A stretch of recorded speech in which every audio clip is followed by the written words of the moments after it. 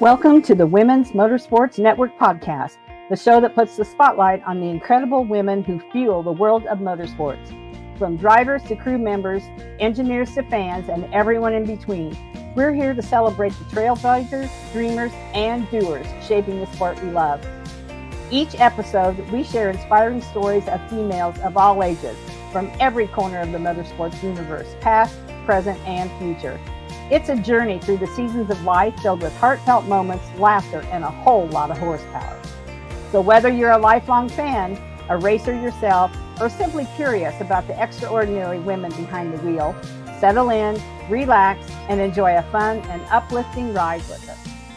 This is the Women's Motorsports Network podcast, connecting and celebrating women in motorsports, one story at a time. Let's hit the track.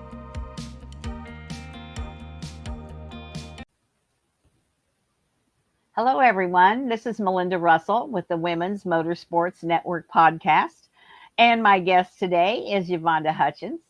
And Yvonnda, I am so pleased that you were able to take time out of your day to be on the show. So welcome to the Women's Motorsports Network. And would you please just tell us a little bit about yourself? So I'm from McMinnville, Tennessee. I have two stepchildren, Haley and Colton, age 22 and 25. I currently work for a doctor here in McMinnville. I work as a lab tech / x-ray tech, and I've done that for about 25 years now. Oh, gosh.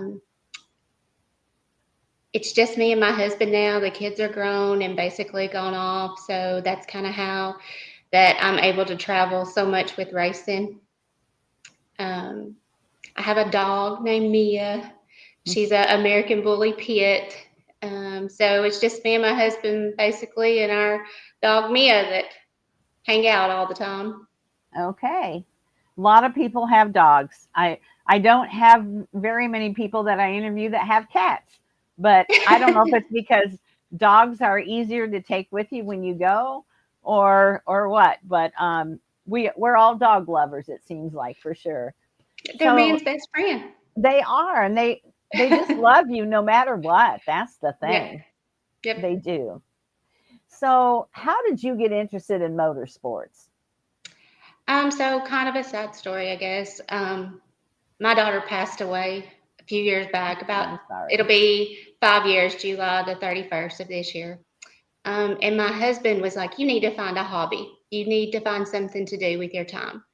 And so he always raced. And so I used to go with him to the races, but I never actually drove myself. I kind of grew up around my dad always had some type of performance car, but he never really raced, maybe straight race. but that's a long time ago. But anyway, my husband was like, you really need to find a hobby. And he's like, I think this would be good for you. And I was like, I don't even know what to do, really. And he was like, well, I'll help you. I'll walk you through it. And so we actually went to an event in Valdosta, Georgia at South Georgia Motorsports Park. And he was racing. And they also had like a test and tune kind of thing going on at the same time. And so he was like, get out there. Let's do it. And so he helped me stage in, and after that first pass, I was hooked. I mean, I have been honestly searching for that adrenaline of that first pass, and I've made thousands of passes now, and I am still searching for that first feeling. So you started about 5 years ago then? Yes. Okay. Wow. And so, I lost a son, so I can understand what it's like to lose a child. And he passed away in 2018. So it's been about the same length of time. And, there's a hole that you have to fill with something. And not that you replace her. That's not it. It's the things that you would have done with her and talked to her and all those things. Yes. You've got to have something else to occupy your time. Otherwise, it can get very depressing and it's rough. And so your husband knew that. Well, and especially, I didn't have any more children. She was my only child. And she was kind of sick her whole life. Like she was born with juvenile diabetes. And so, from the get-go, we were back and forth to doctors all the time. And, then when she got 14, she developed leukemia. And so we had to go through a bone marrow transplant and doctors all the time and specialists. And, my whole life was just basically taking care of her. Mm-hmm. And then just like one day it was over. Yeah. And it was just like I was lost and I didn't know what to do. Oh, yeah. And so my husband, he was like, we got to find you something. We got to get you involved in something. Mm-hmm. And so motorsports has just become my passion. I love the people at the track. I love the sounds, the lights. I mean, I basically could set up shop at the drag strip because it just is my happy place. Yeah. I feel so bad for you and what you've gone through because I can really relate to that. But I also am so thankful that your husband was aware of what you needed because it's my son committed suicide. So it's kind of when you share that with people, then they kind of come out and tell you their story. And there's more and more people. Once they know what I've gone through, they will say, oh, I lost my brother. I lost my sister, whoever. And so it makes them feel like they can share what they've gone through. But the problem that I've seen more often than not is that the spouse, and it's normally a woman that's talking to me, the spouse is like, well, just get over it. It's, and one lady in particular, it wasn't his child, it was her child. Correct. And he didn't have the bond that she did. And it was so sad. I just hurt for her so badly. But your husband, he's on top of it. And he knew that you were struggling and that you needed something. And you found something that you both love to do together. How precious is that?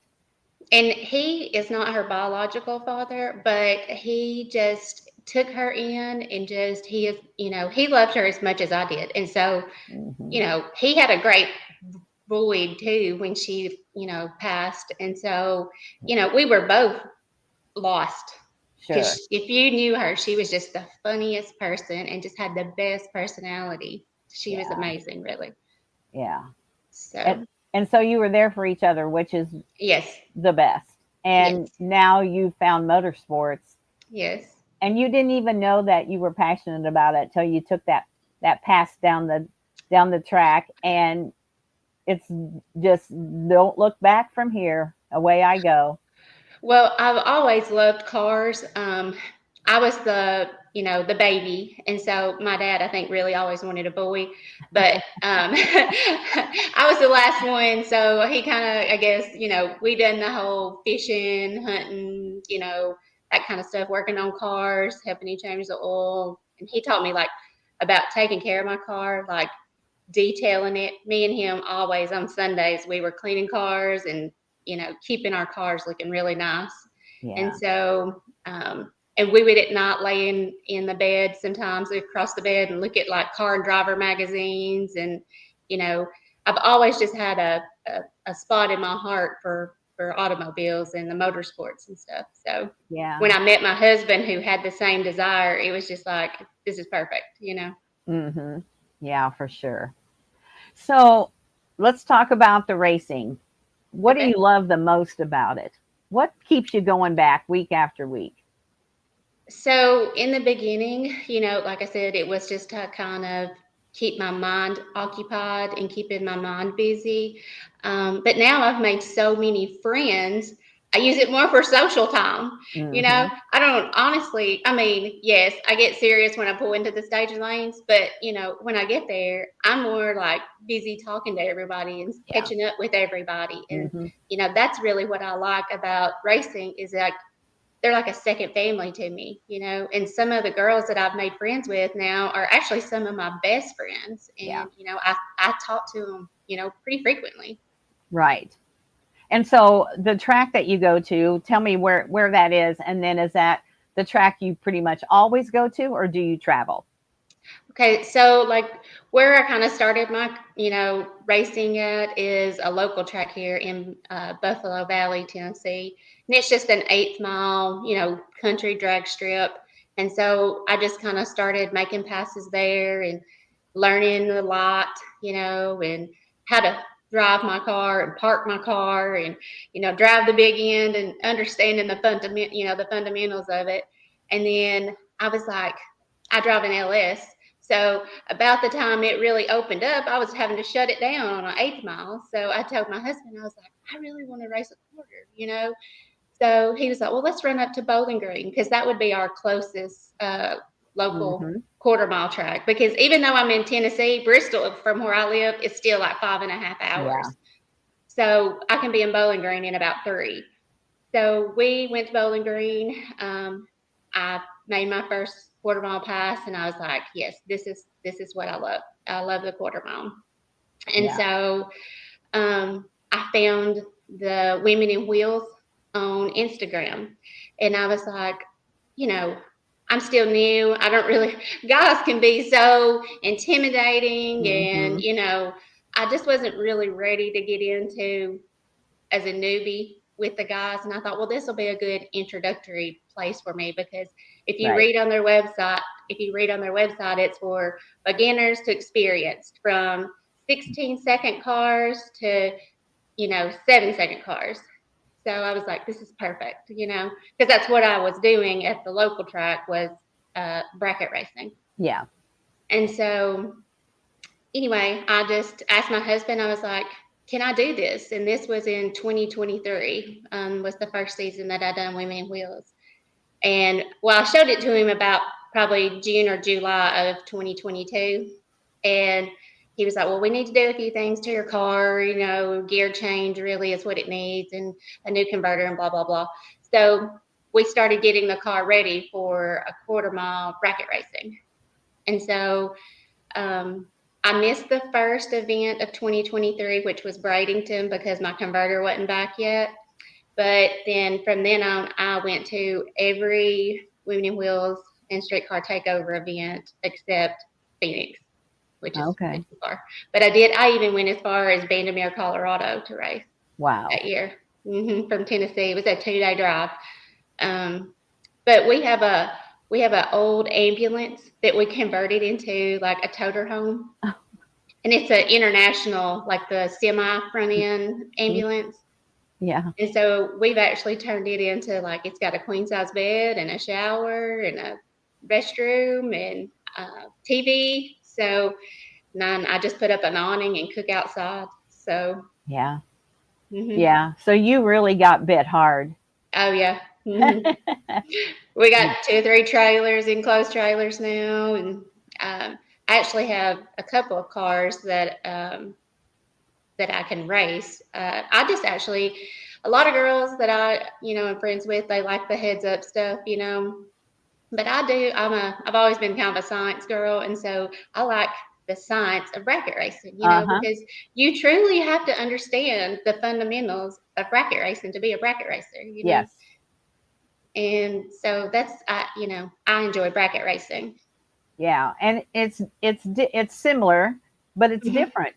And Yes. so Mm-hmm. there's something for everybody. I tell people Yes. that if you don't like this kind of racing, look at some Mm-hmm. other kind, because there's so many different ways that you can be a part of it without, doing something that you don't enjoy. Well, this day and time, you know, it's about who's got the deepest pockets, who's going to Oh, win heads up, I mean, like yeah. there is no way that I can afford to do the heads up racing. I No, mean, I just can't. I still like to live outside of racing too, so I'm not dumping exactly. everything I've got into racing. But No, bracket racing is a good place to be because I can go have fun, be at the track, and not be spending an arm and a leg. right. Right. So is your husband still racing? He's kind of handed it off to me. He says that I'm better than him. So Oh, we've raced against each other a few times, and I always get him off the tree. So he's like, he's like, I just like being at the track. And he's like, you're killing it. So, Yeah. he's like, as many years as I've been doing it, I've been racing 20 something years. He's like, I haven't won as many times as you have. So he's like, I'm just here to support you. So, Oh, but you still get to hang out with your friends and go together, and you're still a team, and that's great. I love that part of it for sure. So, what was your biggest challenge when you first started? You got in the car that day, made a pass, and you knew this is what you wanted to do, but there's challenges to learning. And what was your biggest challenge? Not red lighting. In bracket racing, sometimes if you're the faster car, you got to sit and wait on the other person. Yeah. I really struggled with that for a hot minute. Okay. Having to sit there and wait. And then, I had all these, my husband knows tons of people who drag race and stuff, and so they was always trying to give me pointers and tips and stuff, and I have a great friend that I met through racing, and she's always done amazing too. And, she was telling me the same thing. She's like, you got to learn how to drive the big end. You got to learn how to drive the big end, can't just bust out on them. And I'm like, I didn't understand for several months, probably over the first year, actually. Yeah. Till I lost several races by not driving the big end, And so then I understood what they were saying, you can't just bust out on them, when you're in a bracket race. So that was a really big challenge for me, is learning not to stay full throttle when I didn't have to. Yeah. Yeah. And it's so different that you just automatically think you just need to go boom as fast as you can go. And that's not always true. Well, you're racing. And so usually racing is, you want to be first, That's right. But that's not necessarily the case with bracket racing. No, it's not. So you've had some success, it sounds like. I have. I won the Women in Wheels Series 2023 and this year, 2024. Past year. So, good for you. And you haven't been in it that long. So your husband's right. You have a knack for it. Well, I had to thank him for it. He just kept pushing me and, helping me. And, it's just, it's a team effort, I couldn't do it without him. And, I have an amazing tuner too. My tuner is just, he's the best. Yeah. And, like I said, we always want to go fast. You know what I mean? Yeah. And so he was telling me, my tuner gave me some of the best advice. He was like, well, Yvonnda, you got to decide. Do you want a heads up race or do you want a bracket race? He said, because bracket racing is about being consistent. He's like, yeah, I can turn your car up, but then you're going to lose the consistency. And that was a hard concept to take, because I was like, I just want to go faster. I just want to go faster. And he's like, well, do you want to keep winning in this type of racing? Because if you want to keep winning, then you got to kind of stay where you're at. Yeah. Yeah. That is a hard concept. Yeah. Huh. So, but my car is, it's very consistent. Most every pass, I'm within 300ths of my dial in, most every pass. So, and it's, no matter where I go, it stays about that. That's unusual. Yeah, for sure. Mm-hmm. So everybody has bad days at the track. We always laugh about it, but it's true.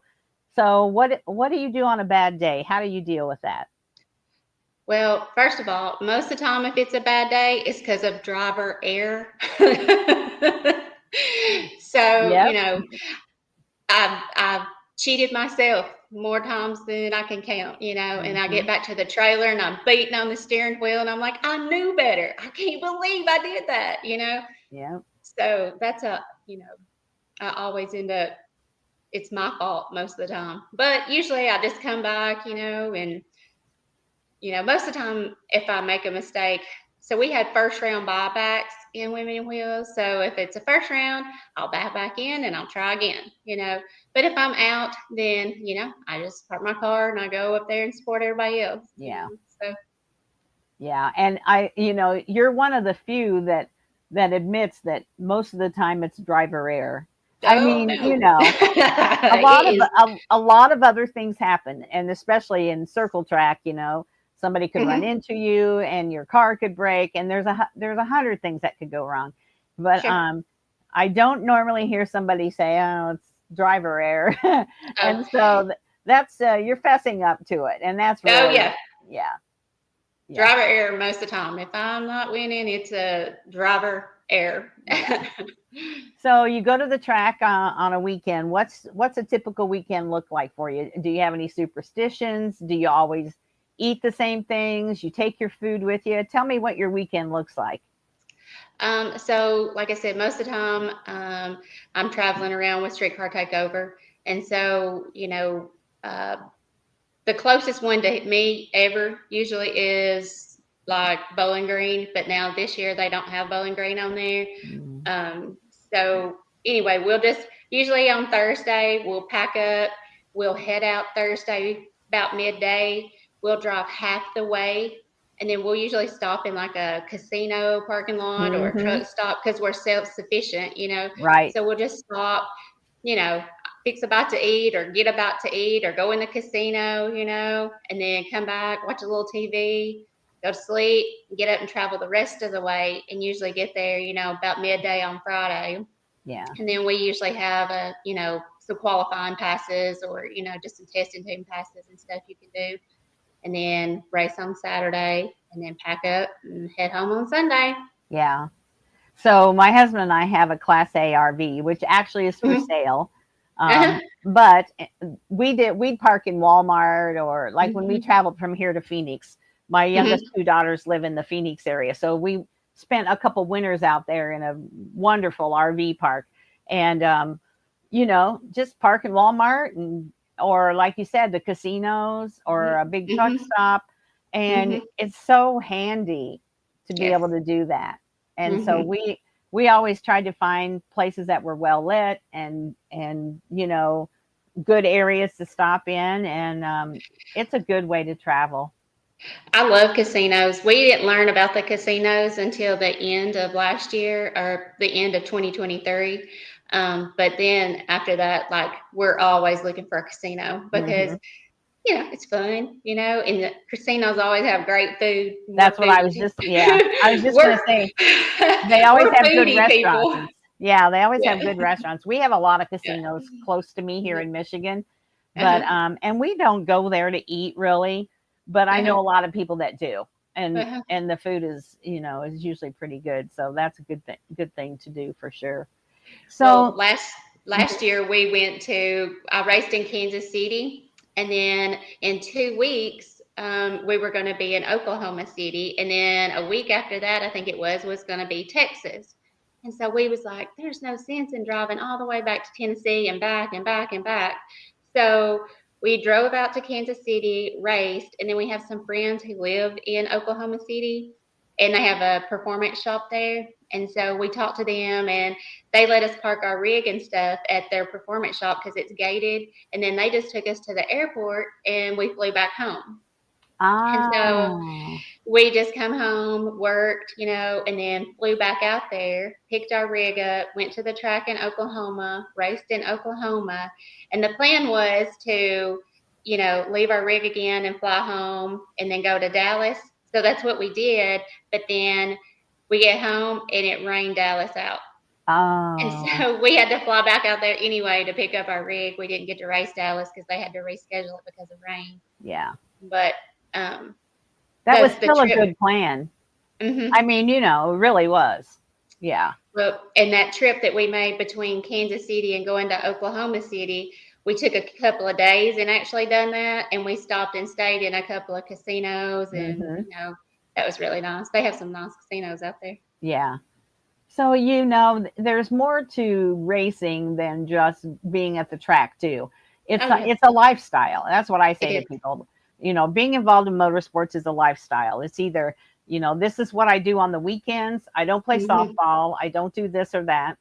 Hmm. This is what we do. And like you just said, you like going in your, I'll call it your motor home, Hmm. and you like going to the casino, and you can incorporate other things that you like to do while you're doing racing, and you can't do that in a lot of other sports. It just doesn't the can't facilitate all that so I love that you're enjoying life in Mm-hmm. addition to enjoying racing.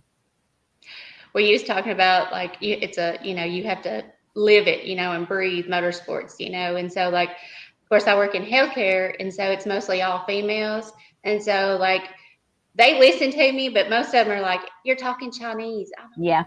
I don't know what you're saying. I don't know what you're talking about." And so it's kind of hard in like my day-to-day life, because I don't have other friends local here to me that drag race.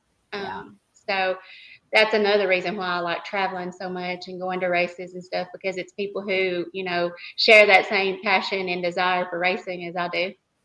Yeah, I was going to ask you about your coworkers, because it's the same like when I ask little girls or big girls when they are still in school. Well, what do your classmates think? Well, they don't Mm-hmm. really get it, so I don't really talk about it much. And Mm-hmm. it's kind of sad because if they were cheerleading or doing anything else, they could. But a lot, kids they just don't get how important it is. And how Mm-hmm. could you spend every weekend at the racetrack?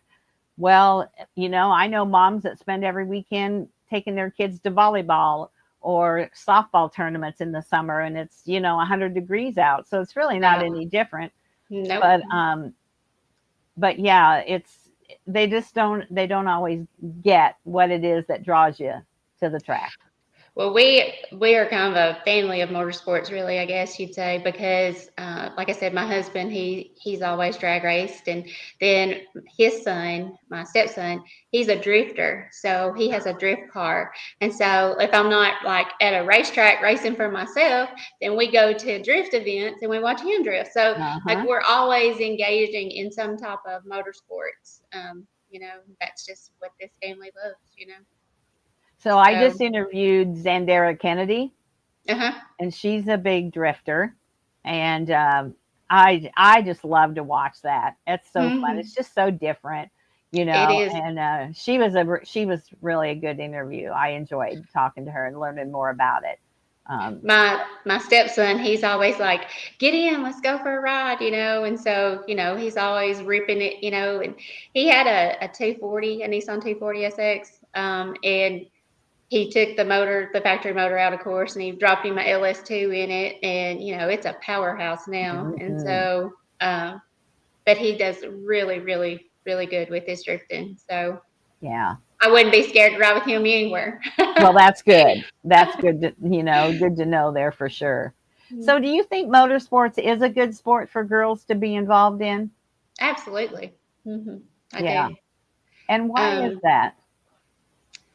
um, well, for starters, some of us who are not so girly, it gives us a good place to, meet other girls who have the same passion as us, and not feel like we're different, because Yeah. that we don't like, talking about makeup and hair and, Hmm. mimosas on a Sunday or something, Yeah. But I just think that like for little girls, so just for instance, I have a cousin and her little girl is a junior dragster, and this is probably a touchy subject, but I believe that women are a little bit better off the tree than men. I think we have a quicker reaction time, I've So, heard I've heard that from more than one person. Yeah. And not so yeah.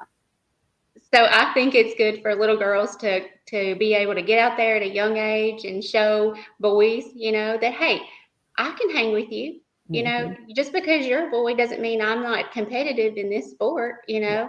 And my cousin's little girl, she is killing it. I mean, she's won numerous championships. She is just so good. I tell her all the time, I'm like, if you stay with this, you can be the next Erica Enders girl. Just Uh-huh. get out there and keep killing it. Yeah. And Yeah, so I that's just all it takes is just stick mhm, with it, you mhm. know? Yeah, that's fun. And so do they live close? Are you able to go watch her? So we usually there is one track that's pretty close, but it's an eighth of a mile track. Oh, Yeah, and sometimes I'll go up there and I'll actually take my car, and make a pass or two. But yeah. Yeah. So Was, when you got started, did you have any kind of role model or mentor? I mean, I know your husband was right there for you. Was there anybody else that you kind of, once you got into it, you kind of looked up at them and tried to follow what they did, or?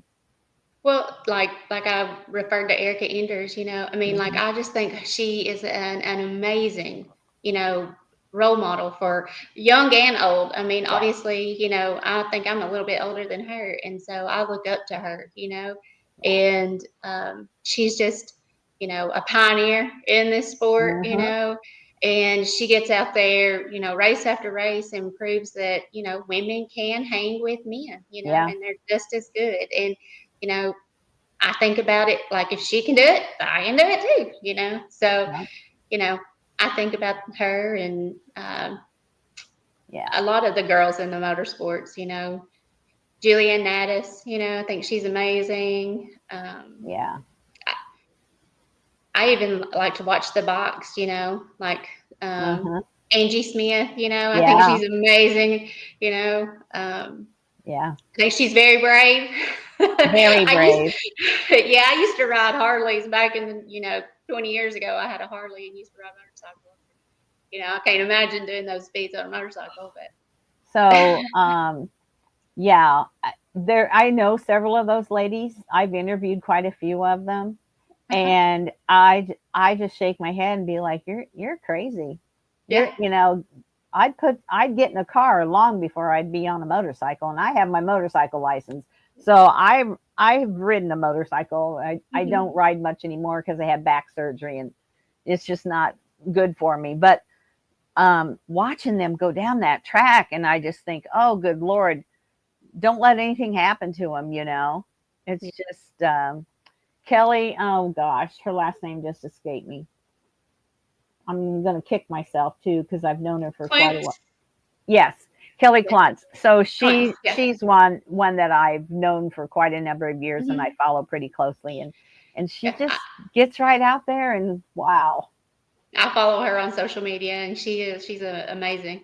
yeah, yeah, she is.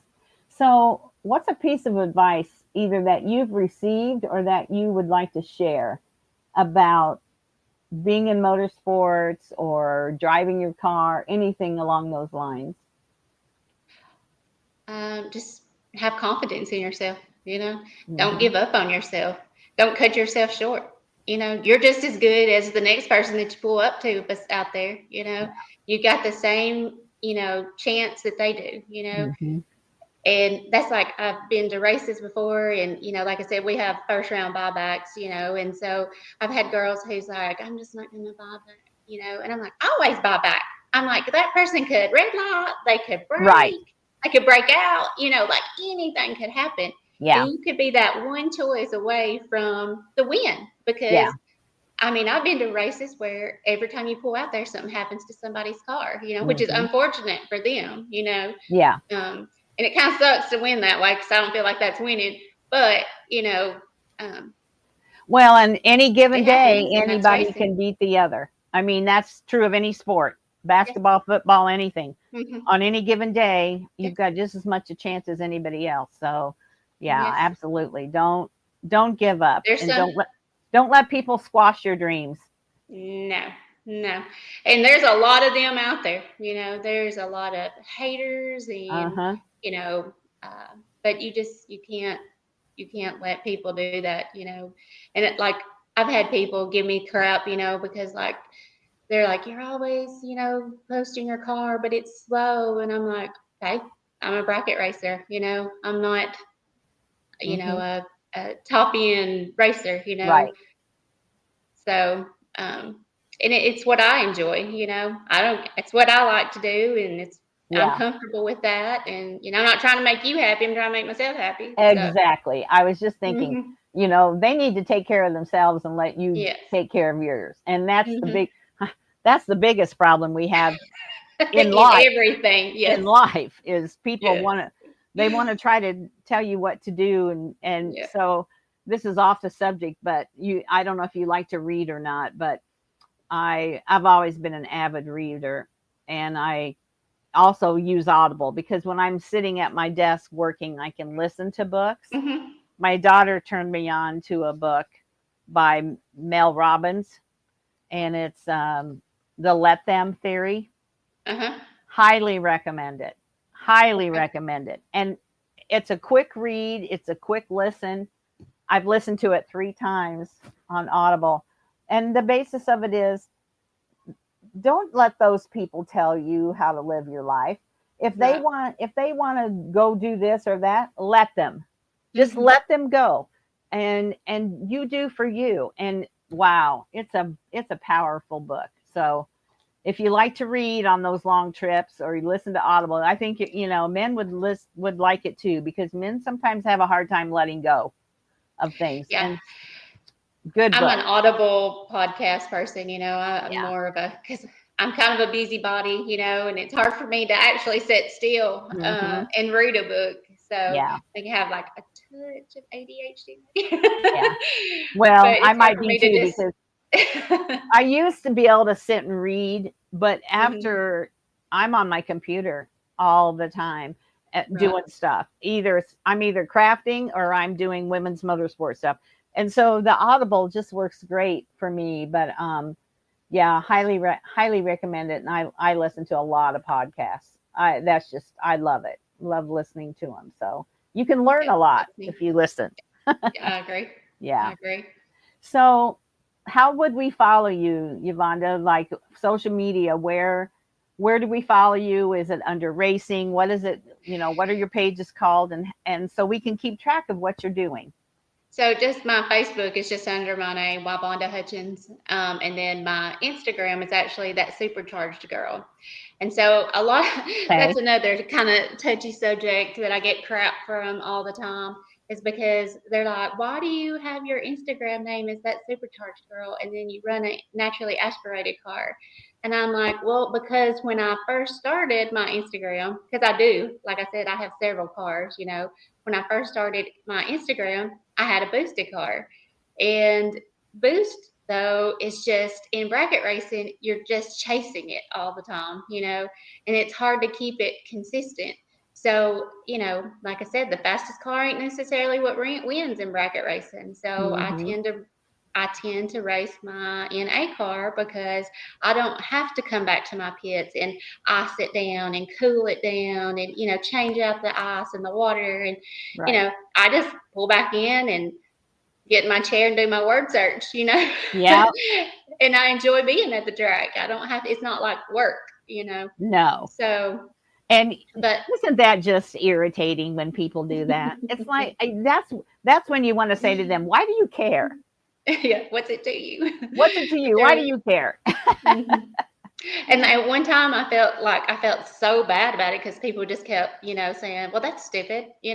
Why don't you change it? Or if you ain't gonna race your boosted car, then you need to change it." And I did for about 2 days, and then I was like, "What? No. First of all, how old am I? I can't believe I gave into like peer pressure." And then I was like, "No, no, that's who I'll always be in. That's who people know me as that Yeah. supercharged girl." And you know, this It year, doesn't have to mean that your car is supercharged. right? You are Hmm. supercharged, Hmm. you And know? so, like this year, Women in Wheels is bringing out a not just a bracket class. They're going to do a heads up class also. So I may even, maybe, I don't know, haven't decided. I may bring my boosted car out, to a heads up event, but because that way I can just run it all out and I don't have to worry about the consistency. But Yeah. I don't know. We'll see. I actually for this year have more like I'm going to do a drag and drive in the Uh-huh. spring. I'm going to do that Kakalaki run. And it's like Darlington, Rockingham, Virginia, and then back to Darlington at the end of March. So we're in the process right now of putting a hitch under my car and building a trailer. My husband is, and Yeah. so I we're in know the kind of somebody that I met a guy, Michael Narks. He runs drag and drive like series or whatever, and that is mhm, very interesting how they do that, mhm. and it's really caught on as far as popularity. Well, so I have several friends that I've made through the racing community that do drag and drives, and they are just amazing people. And they're like, "Oh, you should do a drag Mm-hmm. You should do drag and drop. And so, I feel like they're more my type people, just Yep. down to earth, good racers, Yep. lend a hand. It's not all this competitiveness, like everybody just wants to see everybody, win at the end of the day. Yep. It's more about like community than It like is. the win at the end. And that's kind of where I want to be, because I had, don't get me wrong, I've enjoyed the wins, but like I said, I go for like the people, the socializing, Mm-hmm. that's what I enjoy about racing, people who share the same passion as I do. So Yeah, absolutely. I love that. And don't let anybody tell you what to do. You let them go their yeah. way and you do your things. Yeah. Well, I have to remind myself sometimes too. I'm like, if this one or that one, like, kind of gets under my skin or something, then I have to sometimes say, well, Yvonnda, they are young enough to be your daughter. Stop. They're young girls, Yeah. some people haven't matured and, You're right. so, I just am like, and then I have to just remind myself, be the adult in this situation. So, Yeah, that's true. That's true. And the whole social media and the correct name on your Instagram page and all those things, those are a way bigger deal to those younger ones than it is yes. to us. Yeah. Yeah. And that's why I changed it back. I was like, what am I doing? Yeah, So, good for you. So I've been saying your name wrong, haven't I? I said Yvonnda, and it's but Yvonnda. yes. So I'm you so say the sorry. why. It's okay. Everybody does it. Like most people who know me, just call me why. So Okay. Yeah. mhm. So I apologize for that, That's but okay. um, I do want to thank you for being on today. Well, thank you for I've having me.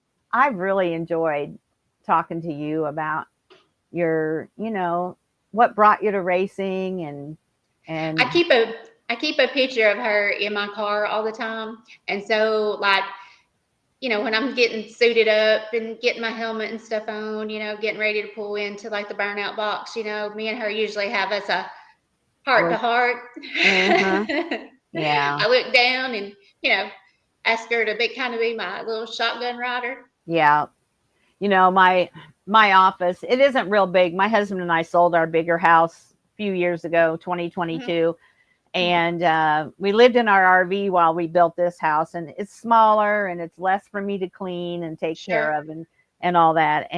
But when I did my office, if you came into my office, I have those like canvas prints. I don't know if you can even see what I'm talking about, but there's like canvas Oh prints. yeah. Hmm. And so I ordered a whole bunch of those one year it was the one time when they had them on sale. And no matter where I look, there's pictures of him. He's the one that got us all into racing. Pictures of him, his friends in the winner's circle. And then, there's pictures of me with friends that I've met and, at the track. And I can just sit here and just I feel the love even from these pictures. I know it sounds crazy, but No. it's a very comforting place to be. Hmm. It's cozy and I've got a window. I can look out at the gray and the snow and the mud. But Yeah, but there's sunshine sometimes too. there was yesterday actually. Hmm. So, but those pictures, I understand what you're saying. You can Hmm. have a little conversation and you feel better. She's Yep. riding with you. Yeah, for sure. Always, and everything that I do in life, I mean, everything, including racing, I try to do it to honor her. Like Hmm. I want to still make her proud. Yeah, So I'm sure you do. she's kind of like the driving force behind it all. Yeah, yeah. Well, my heart goes out to you. I know exactly Thank you. how that feels, and some days are harder than others. But Oh yeah. just know that she is looking down on you. And um, my son loved the color blue. He Uh-huh. always bought blue notebooks and blue pens, and um, a blue bird actually. After he passed, there was a bluebird that lived in my tree outside my house, that I had never seen before, ever, in all the years I'd lived there. And it's, some people would just say, oh, that's just coincidence. No, to me, that was a sign that he was there. And so, when you look around, you see things and you're like, oh yeah, she's here. She's watching. I know this may sound, superstitious or crazy to some people, but I had always been told that, if you found a dime, then that's like a lost loved one that's thinking about you or something, And so it's kind of crazy, but almost every race I find a dime on the right, like, in the pits somewhere, and it's a dime, a tiny little dime, but it catches my eye and it'll just be laying there. And I'm like, oh, she's here. Yeah. She's here. And so, like, actually in my car, in my little, like, where I shut my door, the handle of my car, it's full of dimes because I just put them in there every time because I'm like, okay, she's here today. She's here today, I totally believe that. I have a friend who finds rocks in the shape of hearts from a loved one that's passed. And she says the same thing. If she goes for a walk or whatever, she finds a rock that's in the shape of a heart, and she's got a whole collection. So it's what you believe and how you want to look at it. And when I see that bluebird or I see whatever, and then when you see those dimes, that's what keeps them close. And that's a good thing. So I appreciate what it takes to keep us going, Oh, it does. And I appreciate you being willing to share your story because, you may help somebody else that's struggling. And that's what we're here for. We're here to connect and celebrate women in motorsports. And if we can help one other person, then we've done our job. I just want, all women to, like, if they're nervous or scared about it, just take that leap and get out there, because it literally only takes that first pass. Yeah. And then, it's over, the nerves are over. Yeah. And, it's just, you're like, this is it. This is what I'm meant to do, or not, or not. Not. Yeah. But, don't be scared and want to, just get out there and do it. And at least, you never wonder, should I have done it or not? If you try it and you don't like it, that's okay. But don't have any regrets. Yeah. I would definitely like racing better than knitting. So. Me too. Oh, well, thank you for being on with me today. Thank you. And if you want to just hold on after I stop the recording, I've got a little bit of paperwork for you. Okay, thank you. That's it for this episode of the Women's Motorsports Network podcast. We hope you've been inspired by the stories I shared today and feel more connected to the amazing community of women in motorsports. Remember, whether you're behind the wheel, in the pits, or cheering from the stands, your story matters. And together, we're driving change and celebrating every milestone. If you enjoyed today's episode, be sure to subscribe, leave us a review, and share it with someone who loves motorsports as much as you do. And don't forget to follow us on Facebook and Instagram for updates, behind-the-scenes content, and more incredible stories. So until next time, stay inspired, stay connected, and keep racing through life. This is the Women's Motorsports Network podcast, where every woman's story is worth celebrating.